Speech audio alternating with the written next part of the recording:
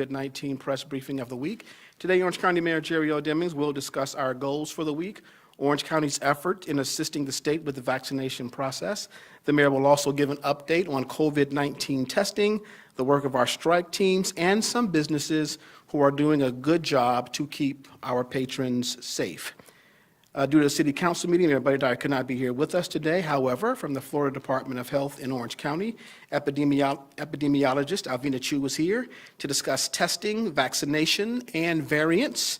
And we also have with us Orange County Comptroller Phil Diamond to bring us details on our tourist development tax revenue.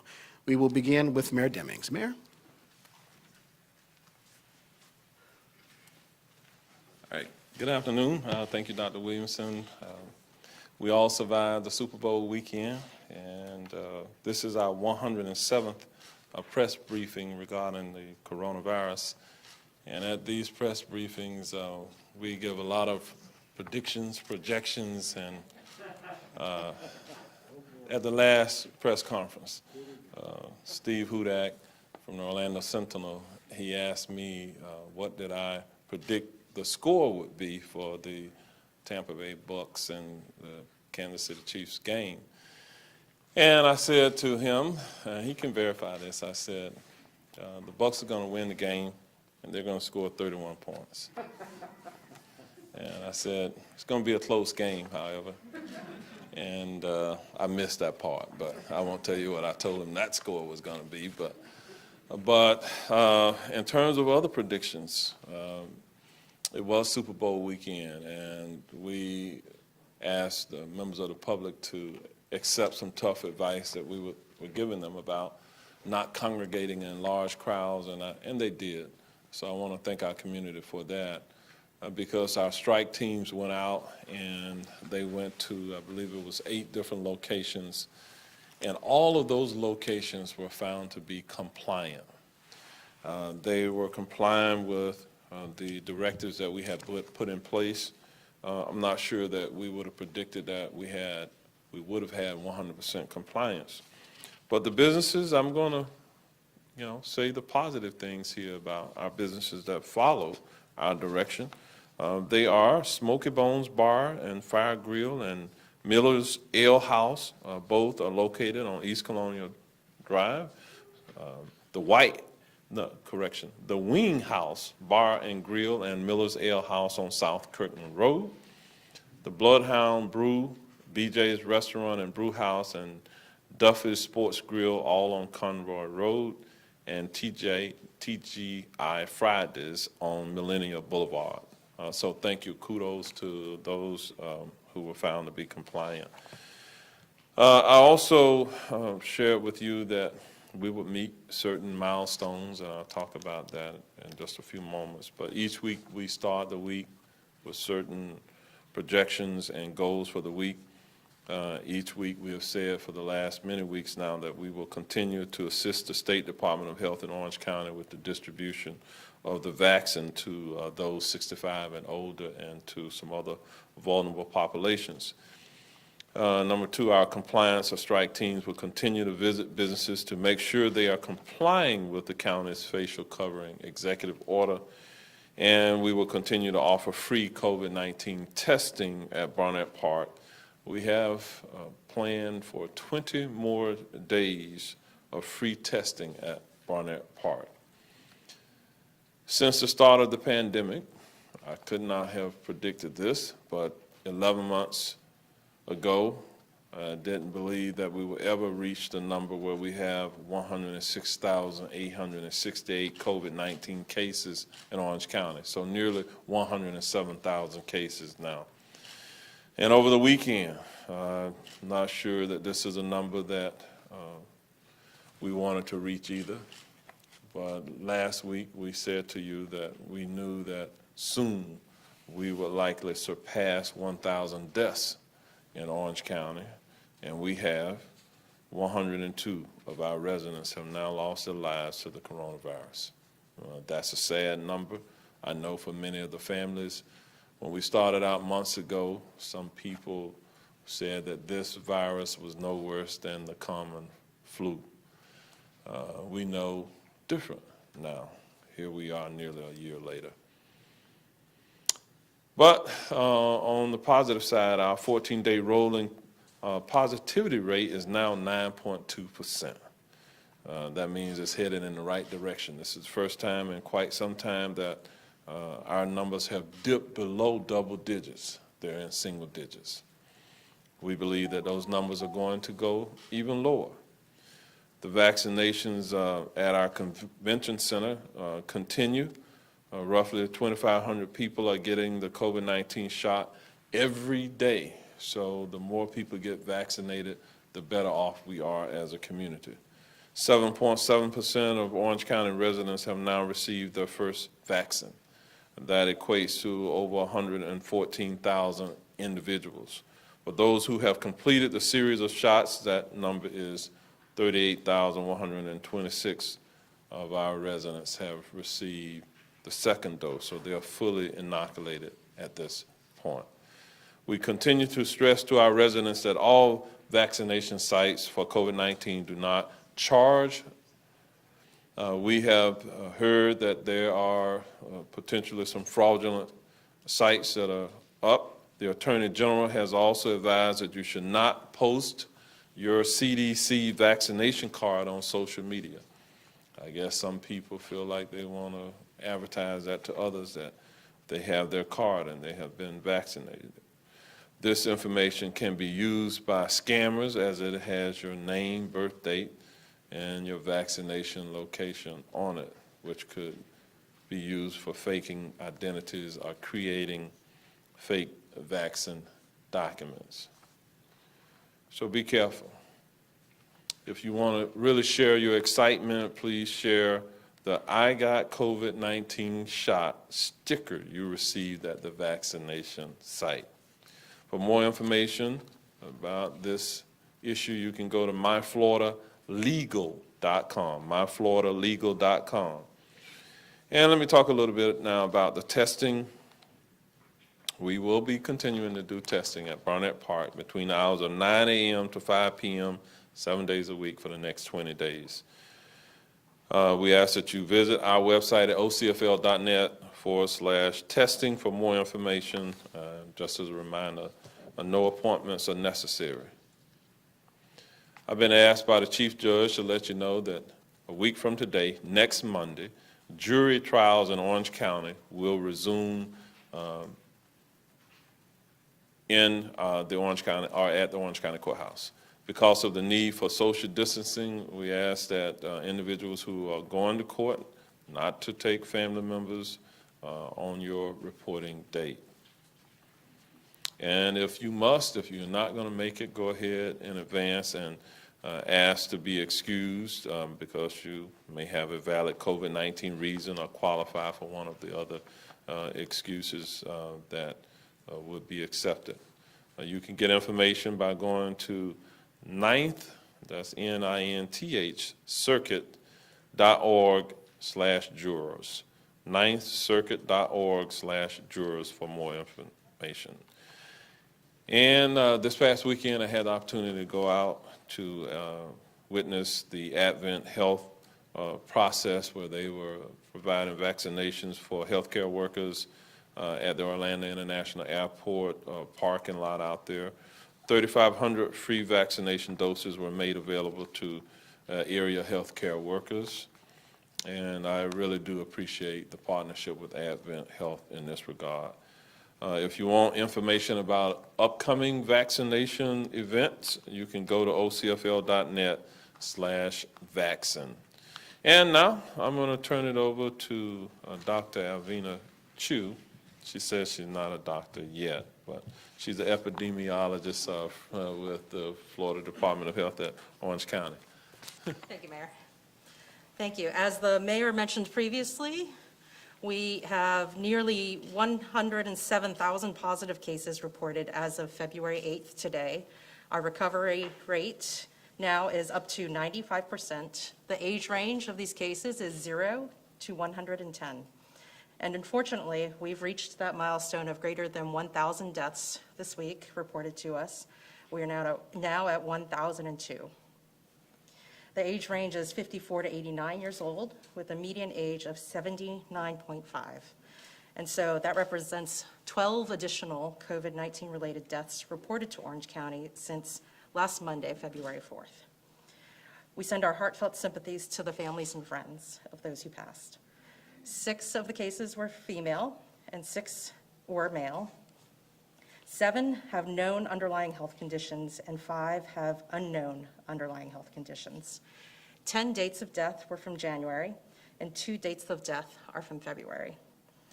4 of the 12, or 33%, have been reported with a long-term care facility or nursing home address.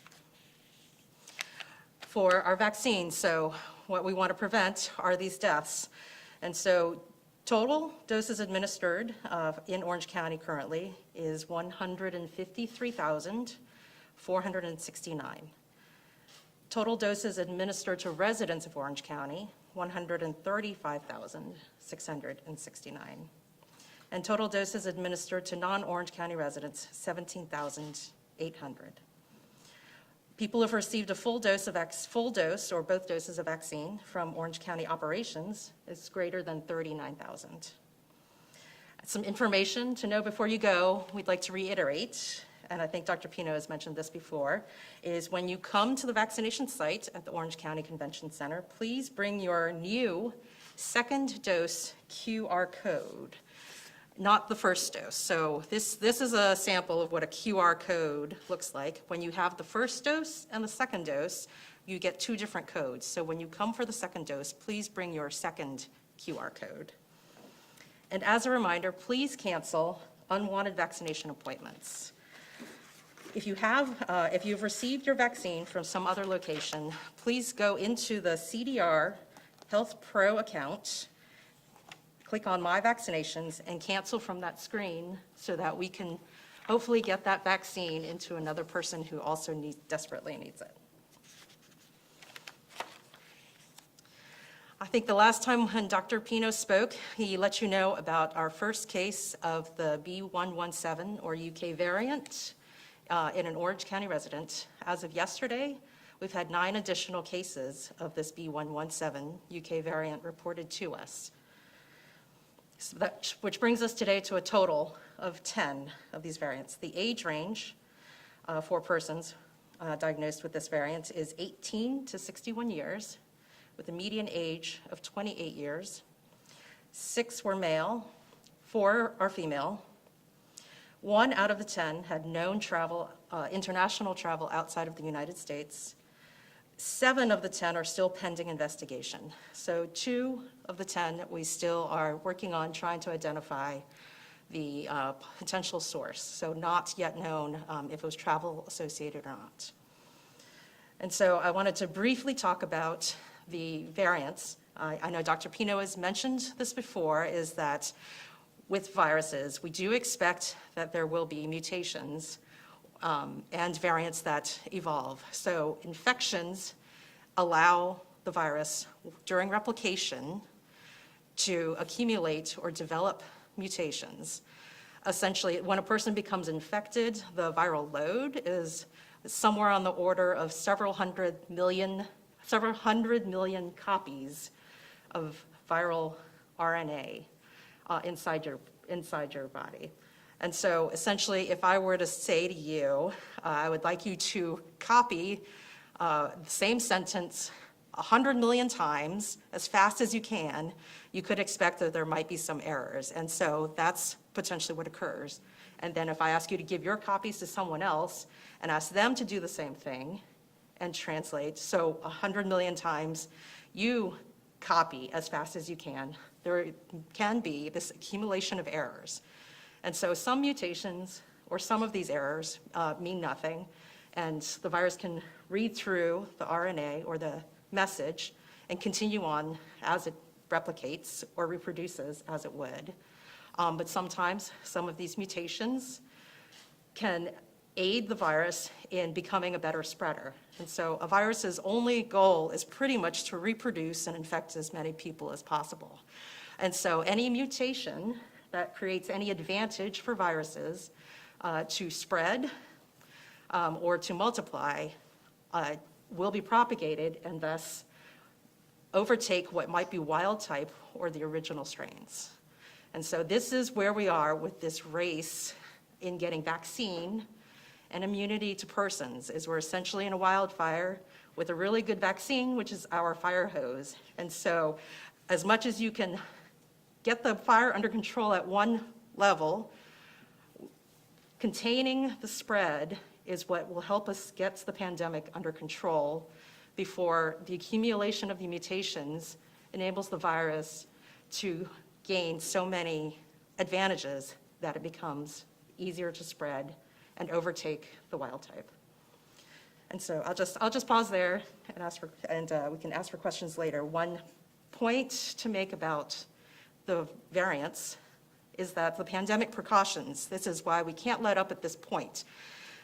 Infections drive the mutations. So every time the virus gets a chance to multiply or reproduce inside a person, there's that chance to get a mutation and to potentially get an advantage and then pass that advantage on and spread. And so the pandemic precautions are recommended to everyone, regardless of if you have wild type or variant. And because we don't yet know about the immunity of natural infection versus vaccine, the guidance is still to practice the pandemic precautions, which is wearing masks, watching your distance, and washing your hands until we can get the pandemic under control and reduce the level of infections to a point where we can control it. So, thank you. And I will now turn it over to Comptroller Diamond. Well, thank you, and good afternoon, everybody. I would just also like to congratulate the Bucks on their great victory yesterday. And as I saw the coverage about, or saw the ad on TV that both Tom Brady and Gronk were going to Disney World, I thought, isn't that great? Won't that be good for tourism in our community? But as with so many things with our tourism post-pandemic, only one of them's coming to town, which is about a 50% rate, which kind of is similar to what I'll be reporting today. So with that, I want to announce that tourist development tax collections for the month of December were $10,592,000. That is a 59% decrease from December of last year. This increase, though, is welcome. This is the 8th consecutive month that monthly collections have gone up over the previous month since hitting rock bottom in April of last year. It's not completely unexpected, given that the holidays are always a good time for tourism. It's typically one of the strongest months of the year. Between the holidays and the weather and the fact that there was some good news on COVID rates, it was welcome to see the increase in tourism last month. But by the same token, I do want to emphasize that even though this is a hopeful sign for the tourism industry, $10,592,000 is still less than we've collected in any pre-pandemic month since September of 2010, and it's also less than we've collected in any December since 2005. And just to give you some context, you'll see the blue number to the far right is this December's collection number. It's better than the past 2 months. It's also better than everything since the bottom, which is April. So hopefully we'll continue to see the blue numbers go up as collections go up. So while these results are encouraging, we do want to make note that there has been good news and bad news on COVID, and obviously that's going to be something that's going to directly and forcefully impact tourism over the next few months. Unfortunately, it will be months for the vaccine to be widely distributed, and until that time, obviously, we want to do all we can and repeat the message of wear face masks and practice social distancing to keep ourselves, our community, and our families safe. Finally, on the expenditure side, the county continues to use TDT reserves to offset ongoing TDT collection shortfalls and meet funding obligations. The county has used $103 million in reserves since April. And for the month of December, reserves decreased by about $9.5 million. And that's shown in the cash reserve summary on the press releases you should have received. The majority of the drawdown in reserves in December was attributable to capital construction projects at the convention center. We will have January numbers for you in early March. So with that, I'll turn it back to Mayor Demings, and I'll be happy to take any questions you may have after that. All right, thank you, Controller Diamond. If we have any Spanish-speaking media present, just as a reminder, we do have the ability to translate. Ilia Torres is here. And we have Commissioner Maribel Gomez-Cordero, who has joined us. And if there are any questions reference to Convention Center, we have Mark Tester, who is here in the audience. He's the Executive Director there at the Orange County Convention Center. And so with that, we'll open it up for any questions at this time. Right here. Mayor Demings, this is Melissa Thomas of Florida National News. This question is actually for you. You mentioned the success of the COVID-19 compliance for those who are attending watch parties for the Super Bowl. But now that events are coming back to Orange County, do you guys plan to double down on what was going on in terms of the task force, given the influx of folks that are going to be coming here? There's a convention coming to the Orange County Convention Center for this week. I believe it's the 9th to the 11th. And then, of course, with Monster Supercross coming to Camping World Stadium. I know you guys have a process in place with the task force, but are you guys going to double down given the increase of folks that are going to be coming? Well, I think it's good news in that people feel safe coming here. We have gone through a number of new protocols to ensure that our facilities are as safe as they possibly can be. The bad news is that the virus is still living amongst us.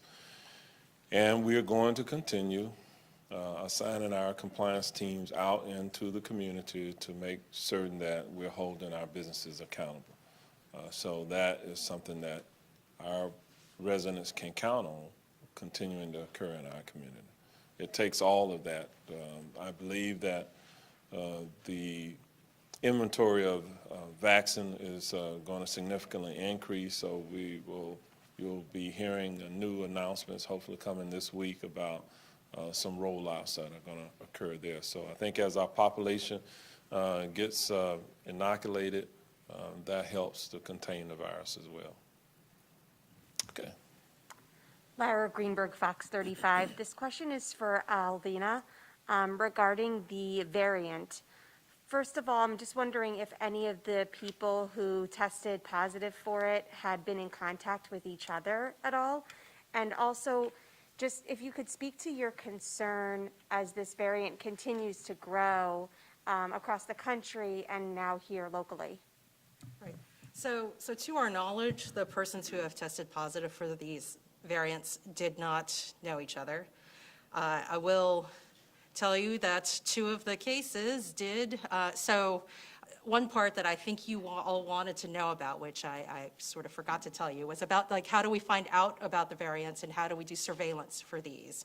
And so up until recently, there was not a national virologic surveillance program, but very recently the CDC has begun that. Within the last month or so, you can find more information on the CDC website about that. The 3 state public health labs, since the beginning of the pandemic, have been conducting random sampling on positive specimens that are sent to them for genetic sequencing. And so in that way, we do conduct some surveillance. And also, there's CDC and the state have a partnership with some commercial labs that also do genetic sequencing on random samples, and those all get reported to us. The CDC has a map on its website that will show you currently the 3 main variants of concern, the B.1.1.7 from the UK, the B.1.351 from South Africa, and the P1 from Brazil. So far, the South Africa and the Brazil variants on that map are in the single digits. Within the state of Florida, there have been over 200 cases identified. One part of that is because of good virologic surveillance. There is a major commercial lab that does a lot of testing here in the state of Florida, and so we've identified this many. And so I did want to let you know about 2 of the cases. So when the specimen first comes to us at the lab, it's positive or negative. So full genetic sequencing to identify variants is not done routinely. Because it doesn't make a difference, say, necessarily right now for medical care or for the pandemic precautions. They are still the same, whether you have the variant or not.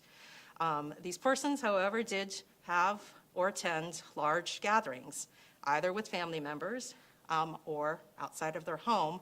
And so because we won't know, the genetic sequencing is for surveillance purposes only and not for diagnostics. And so because there is this lag of time where we won't know if you have the variant or not, it is crucially important that everyone maintain pandemic precautions, wearing the mask, washing the hands, and watching their distance, and avoiding large gatherings so that these variants won't spread. So the major concern about the variants is that, as I mentioned, they gain these advantages that either make them more virulent or deadly to people, or that they gain a better way to infect people or spread faster. And so the more that they spread and the faster that they spread, the harder it is for us to be able to control the pandemic with our vaccinations.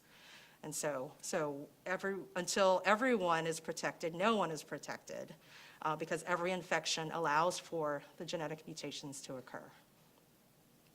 I have another question for you about variants. This is Emily Braun with News 13. So there's been some evidence to suggest that antibodies from the regular strain of COVID-19 may not be as effective in protecting people against some of these variants, but there's been evidence to suggest that the vaccine would protect people from the variants. So my first question is, would you be able to speak to that a little bit, whether or not, how strong that evidence appears to be right now, and if so, how much more important does that make getting the vaccine? So we're still gathering a lot of information about the vaccine, the immunity that is induced by the vaccine, and the immunity that you get from natural infection. There are some preliminary studies that CDC has described on their website that says that at least the Moderna vaccine in South Africa may have reduced effectiveness in the field. So this is the concern about the variants, which responds to the first question that was asked earlier, is that as the genetic mutations accumulate, the virus may eventually, and this happens, say, for example, with seasonal flu, every year when it comes around the world, it has accumulated enough mutations or genetic drift that we need to get a booster shot for our seasonal flu. So it's an analogy, so not saying that next year we'll need another booster shot, but this is why it's crucially important for us to limit the spread of any viruses and any variants so that there's not this further accumulation that changes the way that our bodies and the vaccine can recognize the virus.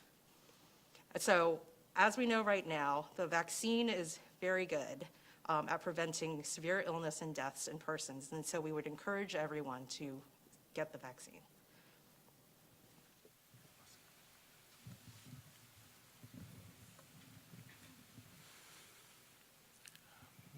Good afternoon.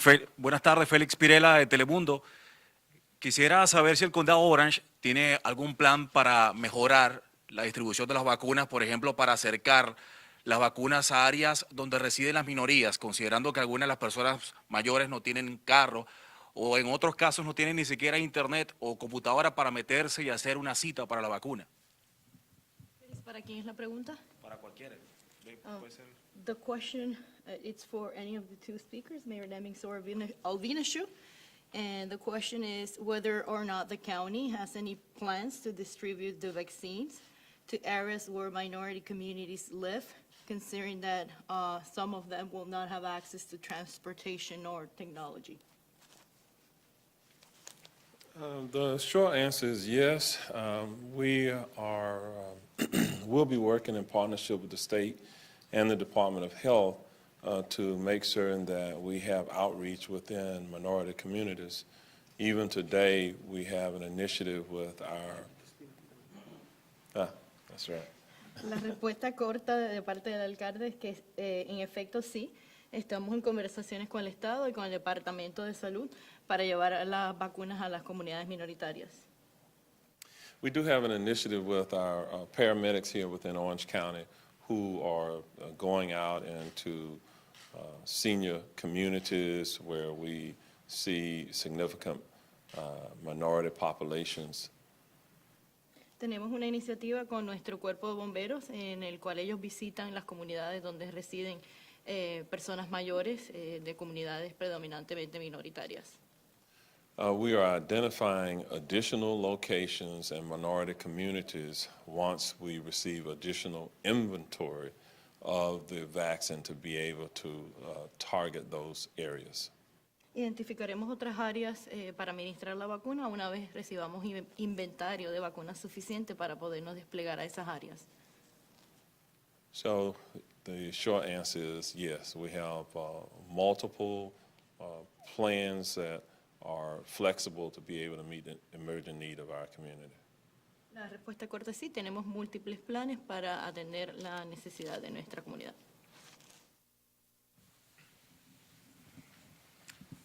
Amanda Dukes from Channel 2, and this question is for you, Alvina.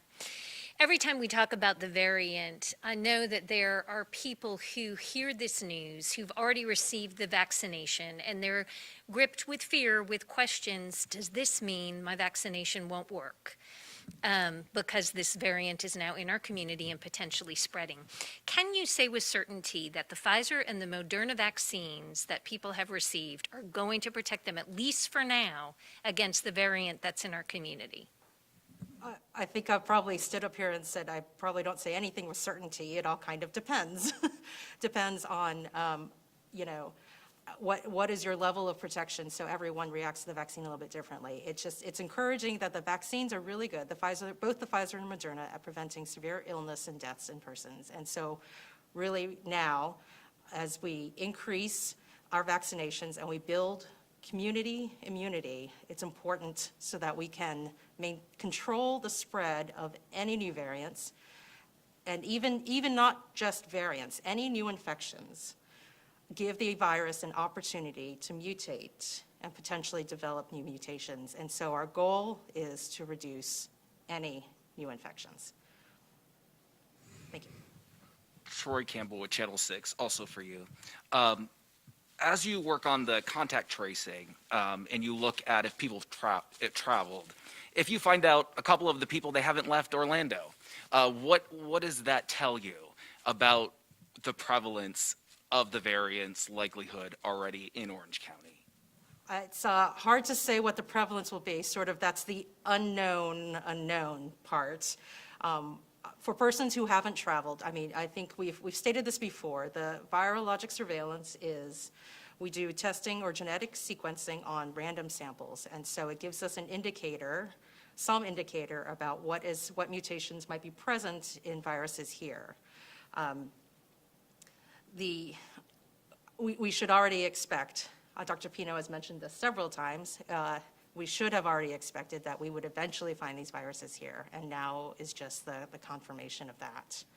So regardless of the variants or not variants or wild type, the pandemic precautions are crucial in helping us contain the spread so that we don't allow the virus to have a chance to develop outside of the range of our natural immunity or a really good vaccine. Lauren Seabrook, Channel 9. Alvina, I know when we talk about these being more contagious than some of the other variants, there's a formula behind it of how it multiplies. Since we had one case last week and now we're talking about 10 cases, and I know we don't know, the extent of how many we truly have, but how concerning is it to go from 1 to 10 in just a week's time? So one part of it, I think I mentioned that the tests were collected from the end of January through now, so it's over time. So it's not exactly like 9 showed up yesterday. 9 developed yesterday. So the variants had developed previously or had been transmitted previously. That part is concerning. We will watch the percentage or the proportion or the number of variants out of the number of tests conducted to see if there is an increase or decrease, and if there's additional mutations that occur. So there's actually many mutations that we're tracking. The CDC and the WHO and public health laboratories are tracking a lot of different mutations. Some of them matter, some of them don't. It depends on whether or not we see infections that have some different characterization. The increased infectivity, there are some early studies from the UK variant that show, depending on the study you look at, it might be 30 to 50% more infective than the wild type or the original strain. This is Steve Hudak from the Orlando Sentinel. This is for Mayor Demings, but you can chime in if you'd like, Alvina. What, if anything, can you, what information, if anything, new you can add to when the vaccine will be available at these retail establishments? We have a lot of people who are eager to go to either Publix or a Winn-Dixie. We received information today from the state that there will be 17 Walmart locations throughout Orange County that will have the capacity to do 300 inoculations or vaccinations each day. So that's about 5,100 that they will be able to do collectively in a day's period of time. So we were told that we should receive additional information about when they will actually come online within the next day or so. That's good news. Yeah, it's good news. So it's all of those types of community partners, as they come online, will increase the inventory of vaccine within our community. And you know, the Walmarts, these are going to be kind of local neighborhood types of Walmarts where these locations will be. If I could just add, from our statewide database for vaccinations, 6,485 doses have been distributed by retail pharmacies in Orange County. This next question comes in from Pete Reinwald with News 13. This one is for Scott Howitt with Orange County Public Schools. The question reads, as Scott makes his way up, the OCPS Health and Safety Procedures Manual appears to offer flexibility for teachers when it comes to social distancing of students. Could you elaborate on that flexibility, and could you discuss any additional steps the district is taking as more students transition from virtual learning and return to in-person learning and make social distancing, which makes social distancing more difficult? Sure. So our teachers are working to social distance as much as possible within the classroom. And obviously, with about 57% of our students back, overall, the average classrooms are significantly smaller than they've been in the past. Although individual classrooms are affected because there may be an additional influx of students coming back to those, teachers are doing everything they can to keep desks separated within a 3 to 6 foot separation.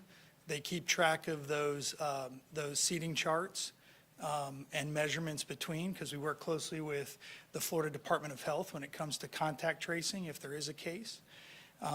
We know that based on the number of students overall, that the biggest area is not necessarily in the classroom, but it's in the cafeteria and some of those common spaces. And so we've worked very hard to put some strategies in place to make sure there's certain seating areas within the cafeteria, that we have one-way walkways within the hallways. So that way we're making sure that the students are spaced out and that they are achieving that social distance.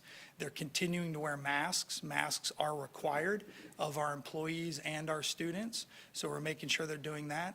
And all of our classrooms have full supplies of hand sanitizer, soap, and wash areas to make sure they're washing their hands regularly. So we're doing all of those strategies, and it's not just one, but it's working all of them together. Thank you.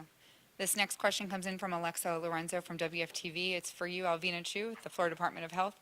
Her question reads, what advice would you offer someone who recently recovered from COVID about getting the vaccine? Should they get it? Should they wait a certain amount of time before getting it? Does the county portal ask someone if they have recovered from COVID while they're signing up for a vaccine appointment? So we do still recommend that persons, even if you have been naturally infected with COVID, that you also get the vaccine. One part is we don't yet know about the difference between natural immunity and vaccine immunity and how long it all lasts. So please do get the vaccine. You can get the vaccine after you have met the criteria for de-isolation. So as we've mentioned before, it's the 10 days after your first onset of symptoms, or if you have no symptoms, then it's 10 days after the date of your test. The portal, I believe, does ask if you have had infection within the last 14 days. Just as a general measure, we don't give vaccines to people who feel sick on the day that they show up for vaccine. So that's a standard practice. Thank you. This next one comes from Ryan Lynch in the Orlando Business Journal for Comptroller Diamond. Comptroller Diamond, his question reads, what kind of expectations do you have for TDT collections compared to projections for this fiscal year? Well, we had a good month last month, and every month since April's been better than the month before. I think the real challenge going forward is going to be how to keep on increasing those numbers every month. December historically is always a good month. January has been good. Other times it hasn't been good. This January, it's hard to predict exactly, except, I can tell you that every other year that most of us can remember, you had bowl games at the end of December that would bring a lot of people into town. That wasn't the case this year. We didn't have a Pro Bowl this year, which we've had in prior years. And, compared to December, you also, I think, had more concerns about COVID. So I think in the immediate future, I don't know that you're going to see the kind of growth you saw in December. March, April's usually a pretty good time period because you've got spring break, you've got the spring holidays like Easter. March is typically the best month we have. So I think how that compares and how that compares to our budget remains to be seen. I will note, though, that we are below historical standards, and we're also below our budget for every single month this year so far. So, but time will tell. Thank you. That's all I have. All right, well, thank you all for joining us. The next press briefing is scheduled for this coming Thursday at 4:30 p.m. See you then.